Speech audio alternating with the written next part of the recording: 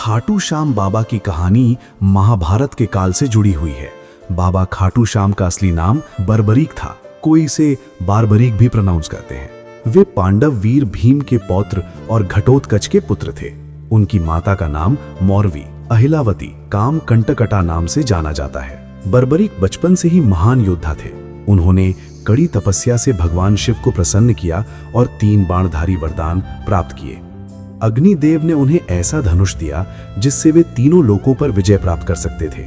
उनकी शक्ति इतनी अपार थी कि वे मात्र 3 बाणों से पूरी युद्ध को समाप्त कर सकते थे।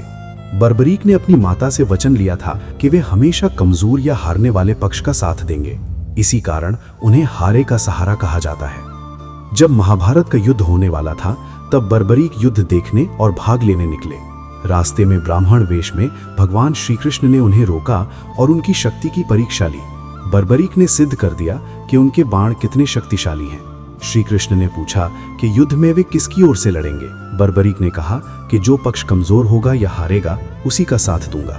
श्री कृष्ण समझ गए कि कौरव कमजोर पड़ेंगे, बर्बरीक उनके पक्ष में जाएंगे, फिर पांडव कमजोर पड़ेंगे तो वे पांडवों के पक्ष में। इस तरह युद्ध कभी खत्म नहीं होगा और धर्म की विजय नहीं हो पाएगी।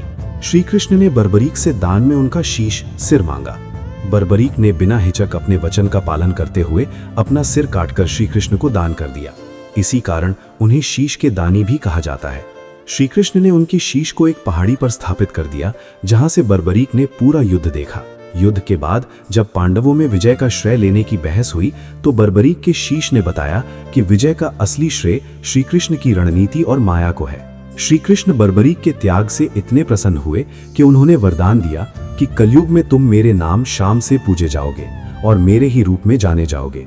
भक्तों की मनोकामनाएं पूरी करोगे और हारे थके लोगों का सहारा बनोगे। युद्ध के बाद बर्बरीक का शीश रूपावती नदी में प्रवाहित किया गया, जो बाद में राजस्थान के खाटू स्थान पर पहुंचा। कलयुग में वहां एक गाय रोज दूध बहाती थी। खुदाई करने पर उनका शीश मिला और वहां मंदिर बनाया गया। इसी कारण वे खाटू श्याम बाबा कहलाए। आज राजस्थान के सीकर जिले में स्थित खाटू श्याम मंदिर में लाखों भक्त हारे का सहारा खाटू श्याम हमारा कहकर दर्शन करते हैं और मान्यता है कि सच्चे मन से मांगी मनोकामना पूरी होती है। ये कथा भक्ति, त्याग और वचन पालन की प्रेरणा देती है। जय श्री श्याम।